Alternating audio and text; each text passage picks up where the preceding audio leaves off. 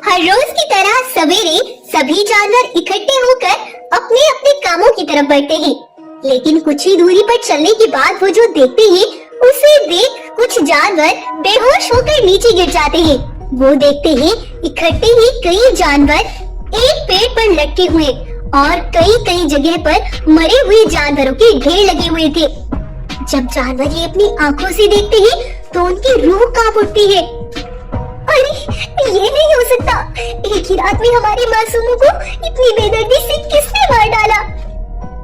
तब वो सभी बहुत हिम्मत बांधकर वहाँ से अपने महाराज शार्दुल के पास आते हैं। महाराज, महाराज, कल तक जो जानवर जंगल के हर कामों में हमारी मदद करते थे, आज उन्हें बड़ी बेदर्दी से किसी ने खून में नहला दिया है। ये तुम क्या कह रहे हो? आखिर किसने सबको मार डाला है? महाराज, ना जाने किस जालिम ने हमारे मासूम दोस्तों को जंगल के दूसरे कोने पर मार मार कर ढेर लगाए हुए हैं।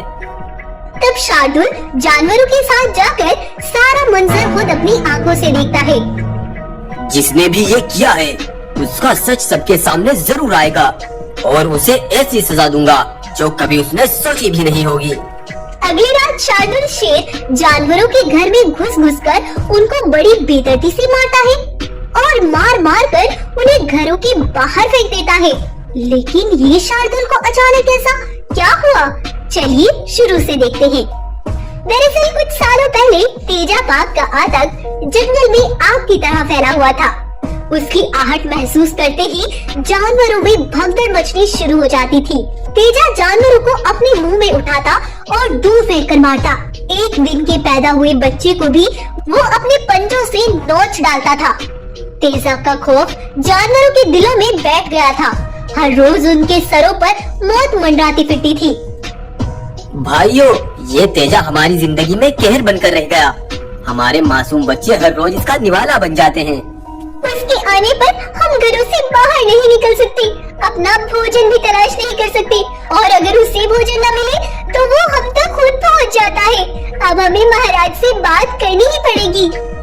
तब वो मिलकर शार्दुल शेर के पास आते हैं। शार्दुल महाराज, अब कोई रास्ता नहीं बचा। तेजा का कहर अब हम सहन नहीं कर पाएंगे, इसीलिए हमने फैसला किया है कि हम ये जंगल छोड़कर हमेशा हमेशा के लिए चले जाएंगे।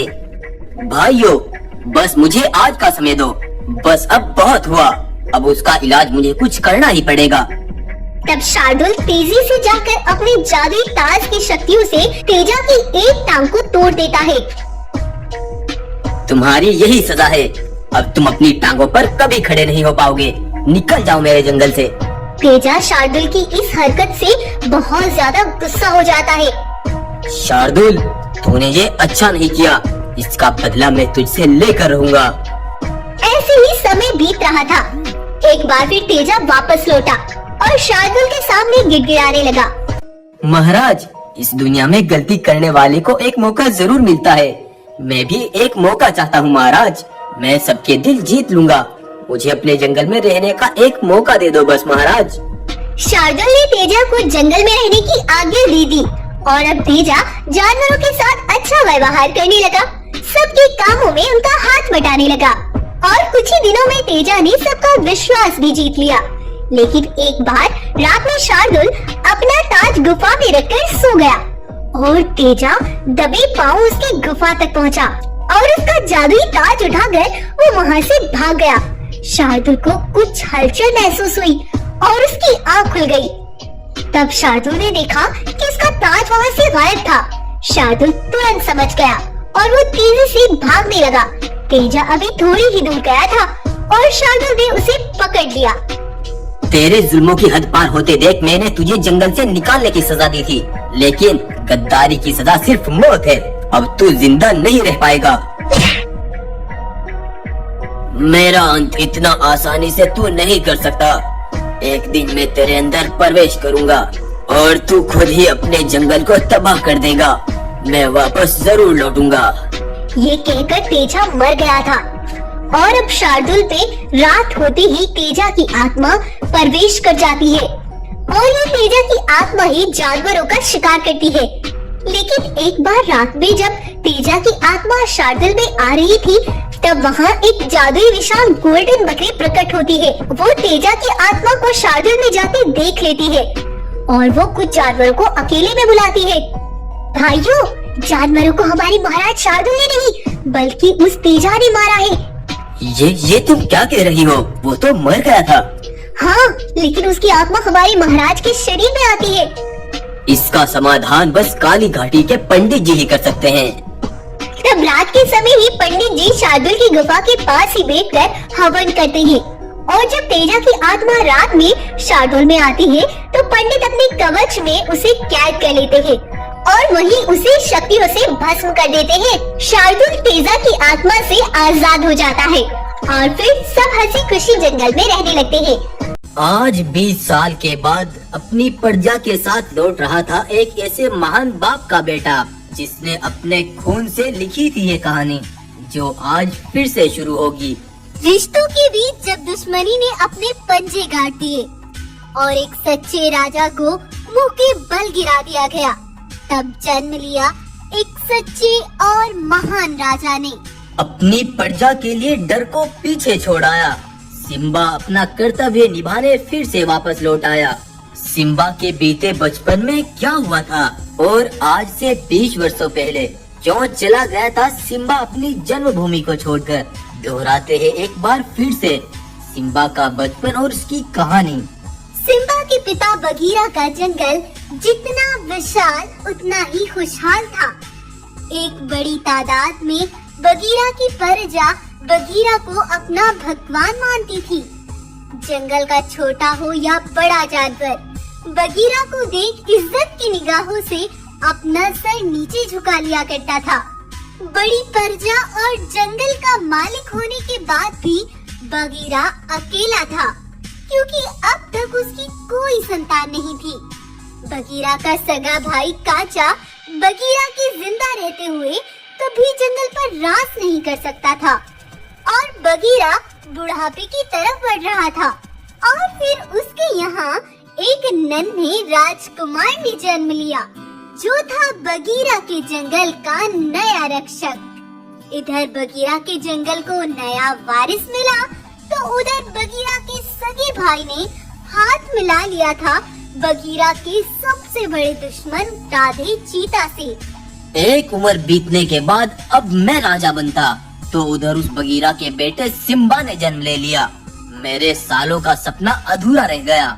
अगर बगीरा का नया वारिस जिंदा रहा तो मैं कभी राजा नहीं बन पाऊंगा और मैं ऐसा होने नहीं दूंगा। चिंता मत करो कांचा, जल्दी कुछ सोचते हैं। रिश्तों के बीच अब छिड़ गई थी राजगद्दी की जंग। उधर बगीरा अपने बेटे को जंगल का कर्तव्य सिखा रहा था। जहाँ तक ये रोशनी फैली है, ये सारी हुकूमत हमारी है। याद रखना, एक बादशाह की हुकूमत सुबह के सूरज की तरह चढ़ती और शाम के सूरज की तरह ढलती है। बेटा, एक दिन हमारी हुकूमत का सूरज ही ढलेगा और रोशन होगा तुम्हारी हुकूमत से। तुम्हें ये हुकूमत समझदारी से संभालनी होगी। बगीरा सिम्बा को समझाकर वापस जंगल की तरफ लौट ही रहा था कि तभी उसे एक काम याद आ गया। सिम्बा, मुझे एक बहुत जरूरी काम करना है। तुम यहाँ से सीधा गुफा पर जाना। ये कहकर बगीरा वहाँ से निकल लिया। सिम्बा गुफा की तरफ जाने लगा, लेकिन तभी उसके चाचा काचा ने उसका रास्ता रोक लिया। रुको बेटा सिम्बा, तुम्हारे पिता ने तुम्हें जंगल की पुरानी घाटी पर बुलाया है। आओ मेरे साथ। काचा उसे बातों में फंसाकर वहाँ से लेकर चल देता है और राधे चीता के इलाके में पहुंचकर काचा सिम्बा से कहता है, जाओ बेटा, तुम्हारे पिता यहीं पर हैं। तुम जाओ, मैं अभी आता हूँ। काचा वहाँ से चला जाता है, लेकिन तभी वहाँ पर राधे चीता के सारे सिपाही आ जाते हैं और सिम्बा को चारों ओर से घेर लेते हैं। हट जाओ, पीछे हट जाओ, नहीं तो मैं तुम सबको मार डालूंगा। ओह, बड़ा जोश है रे तुझमें। तू तो अपने बाप से भी आगे लगता है, लेकिन अब कोई फायदा नहीं। चीता सिम्बा को मारने ही वाले थे, लेकिन तभी बगीरा पीछे से राधे चीता के सारे सिपाहियों को उधेड़ता और फेंकता हुआ अपने बेटे तक आ पहुंचा और किसी तरह अपने बेटे को उठाकर वहां से निकाल लाता है और फिर अपनी गुफा पर पहुंचकर वह कुछ जानवरों को इकट्ठा करता है। भाइयों, मेरे इकलौते बेटे सिम्बा को मेरे ही सगे भाई ने मेरे दुश्मन को सौंप दिया था। वो अब खुली दुश्मनी पर उतर आया। ना जाने अब वो क्या क्या करेगा। बगीरा ये बोल रहा था कि तभी बगीरा का एक सेवक बहुत घबराया हुआ आया। महाराज, कांचा और राधे ने अपने सिपाहियों के साथ हमारे जंगल पर आक्रमण कर दिया है। उनके सामने जो भी आ रहा है वो सबको मार रहे हैं और उसने हमारे सारे सिपाहियों को भी मार डाला। सुनो भाइयों, कांचा और राधे की सेना बहुत बड़ी है और मैं अब इतना ताकतवर नहीं कि उनका सामना कर पाऊं। इसीलिए तुम मेरे बेटे सिम्बा को लेकर यहाँ से बहुत दूर चले जाओ। तब बगीरा ने कुछ जानवरों को सिम्बा के साथ भेज दिया था और तभी वहाँ पर कांचा अपने सिपाहियों के साथ बगीरा की गुफा पर पहुँचा। साथियों, घेर लो इस बगीरा को और जंजीरों में जकड़ लो और ले जाकर सुनसान घाटी के अंदर फेंक दो। अब ये राजगद्दी मेरी हुई।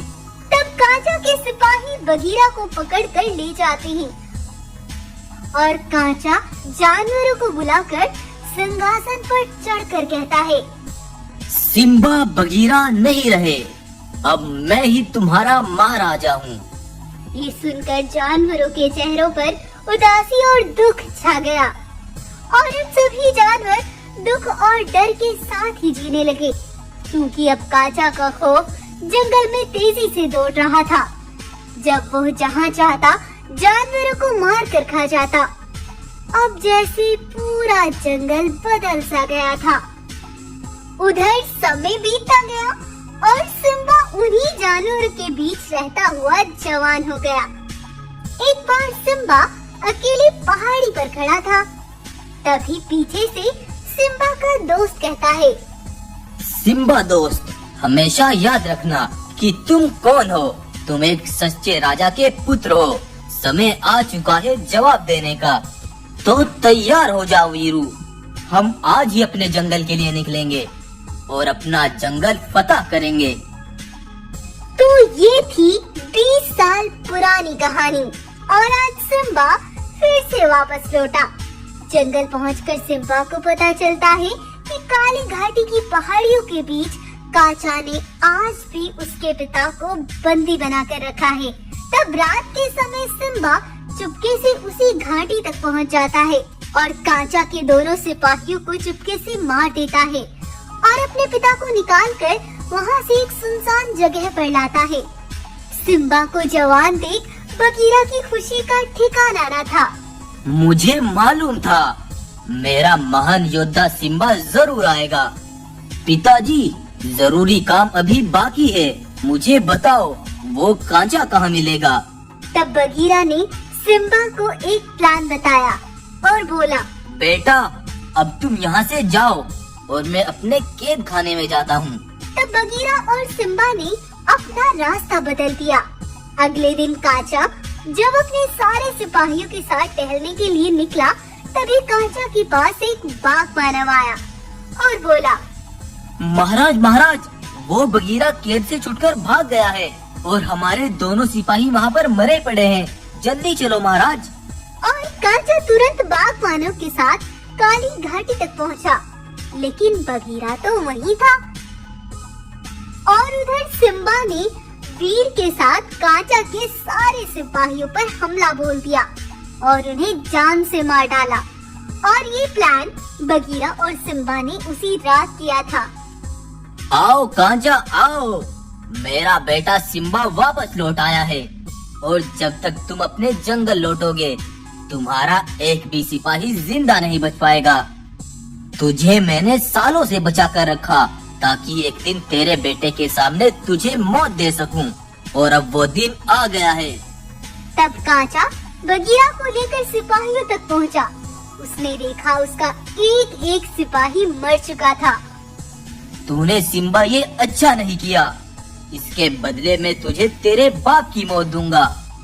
ये कहकर कांचा अपने भाई बगीरा पर वार करने ही लगता है, लेकिन तभी वीर पीछे से काचा पर एक भाले से वार करता है और काचा का अंत कर देता है। सालों बाद बगीरा अपने बेटे को गले से लगाता है और फिर से आबाद होता है सिम्बा का जंगल। इस तरह सिम्बा ने अपनी जन्मभूमि को फिर से अपनाया और अपने जंगल को फिर से आबाद कर दिया। तो आपको ये कहानी कैसी लगी हमें कमेंट करके जरूर बताएं। जंगल का राजा शेर उम्र के साथ साथ अब बूढ़ा हो चला था। वो अपना सारा माल दौलत अब अपने बेटों को सौंपना चाहता था। तब वो अपने तीनों बेटों को अपने पास बुलाता है। राजा शेर का सबसे बड़ी बेटी का नाम राधे, छोटी बेटी का नाम वीरा और सबसे छोटी बेटी का नाम बगीरा था। राजा शेर अपना सारा धन दौलत अपने तीनों बेटों के सामने रख देता है और कहता है, सुनो मेरे बेटो, अब मैं ज्यादा दिनों तक ये सब नहीं संभाल सकता था। अब ये सारा धन दौलत तुम्हारा है। अब तुम्हें ही सारा जंगल संभालना होगा। ये सुनकर सबसे छोटा बेटा बगीरा कहता है, पिताजी, मैं चाहता हूँ कि मैं अपने बांटे का सारा धन दौलत गरीब जानवरों में बांट दूं, ताकि उन्हें भी लगे कि हम उनकी परवाह करते हैं। ये सुनकर दोनों बड़े भाई दंग रह जाते हैं और वो दोनों अकेले में बात करते हैं। ये बगीरा खुद को बहुत होशियार समझता है। अगर ये अपना धन दौलत जानवरों में बांट देगा तो जानवर उसके करीब हो जाएंगे और फिर वही जंगल का राजा बनेगा। तो तुम कहना क्या चाहते हो? हमें क्या करना चाहिए? बताता हूँ, सब बताता हूँ। उधर बगीरा गरीब जानवरों में जाकर सारा माल दौलत बांट देता है। गरीब जानवर ये देख बहुत खुश हो जाते हैं। तुम्हारा बहुत बहुत शुक्रिया बेटा, तुमने हमारी मदद की। भगवान तुम्हारी मदद करेगा। हमेशा खुश रहो बेटा। अगले दिन राजा शेर सभी जानवरों को अपनी गुफा पर बुलाता है और राजा किसे बनाया जाए यही पूछताछ करता है। मेरे तीनों बेटे मेरे लिए एक समान है, तो ये फैसला मैं नहीं कर सकता कि राजा कौन बनेगा। इसीलिए ये तुम्हें तय करना होगा कि राजा किसे बनाना चाहिए। कल तुम सभी आकर किसी को भी जंगल का राजा घोषित कर सकते हो। अपने पिता की ये सारी बातें दोनों बड़े भाई सुन रहे थे। वीरा भाई, अब वक्त आ गया है अपना काम पूरा करने का। चलो मेरे साथ। तब दोनों बड़े भाई अपने छोटे भाई बगीरा के पास जाते हैं। अरे भाई बगीरा, एक मुद्दत हो गई। हम तीनों भाई एक साथ कहीं घूमने के लिए गए थे। चलो आज पुराने कुएं की ओर चलते हैं। हाँ भाई बगीरा, चलो, बड़ा मजा आएगा। दोनों बड़े भाई की बात सुनकर बगीरा भी उनके साथ चल देता है और वो तीनों जाकर एक पुराने कुएं के पास रुक जाते हैं। अरे देखो भाइयों, यही वो कुआं है जहाँ पिताजी हमें बचपन में पानी पिलाने लाया करते थे। लेकिन अब इसमें इतना पानी नहीं रहा जो हम इसे पी सकें। अगर तुम्हें पानी पीना है तो जाओ पियो जाकर। राधे बगीरा को धक्का देकर कुएं के अंदर गिरा देता है। यह देख बगीरा चिल्लाने लगता है, अरे भाई राधे, ये तुमने क्या किया? मुझे बाहर निकालो। अरे भाई वीरा, तुम कुछ करो जल्दी से, मुझे बाहर निकालो। तुम्हें बाहर निकालने के लिए नहीं फेंका बगीरा, अब मरो यहाँ पर। मेरे होते हुए तुम कभी राजा नहीं बन सकते। बगीरा को तड़पता छोड़कर दोनों भाई वहाँ से चले जाते हैं और अपने पिता के पास जाकर कहते हैं, पिताजी, वो बगीरा भाई जंगल से बाहर गए हैं और वो बोल रहे थे कि वो राजा नहीं बनना चाहते। उन्होंने जैसा मुझे कहा मैंने आपको बता दिया पिताजी। हाँ बेटा, मुझे पता है। उसने ये बात मुझसे पहले ही बोल दी थी कि वो राजा नहीं बनना चाहता। वो सिर्फ अपने जंगल के जानवरों की रक्षा करना चाहता है। अपने पिता की यह बात सुनकर दोनों भाई दंग रह जाते हैं और राधे अपने मन में सोचता है, ये मैंने क्या कर दिया? वो राजा ना बने इसीलिए मैंने उसे जान से मार डाला, लेकिन वो तो राजा बनना ही नहीं चाहता था। अगले दिन राजा शेर जानवरों को बुलाकर अपने बेटों को राजा बनाने वाला ही था कि तभी वहाँ पर बगीरा एक भालू के साथ आ पहुँचता है। रुक जाओ पिताजी, रुक जाओ। ये दोनों राजा बनने के काबिल ही नहीं है। मैंने सोचा था कि मेरे दोनों भाई राजा बनेंगे और मैं हमेशा इनका साथ दूंगा, लेकिन ये राजा बनने के लालच में मुझे मारने के लिए कुएं में फेंक आए थे। सही समय पर भालू वहाँ पहुँचकर मुझे बाहर ना निकालता तो मैं अब तक मर चुका होता। इन दोनों को इसकी सजा जरूर मिलेगी। बगीरा दोनों भाइयों को सजा के तौर पर 2 महीने के लिए कैदी बना लेता है और जंगल को संभालने का फैसला करता है। और यही होता है इस कहानी का अंत। तो आपको आज की हमारी कहानी कैसी लगी, हमें कमेंट में जरूर बताएं।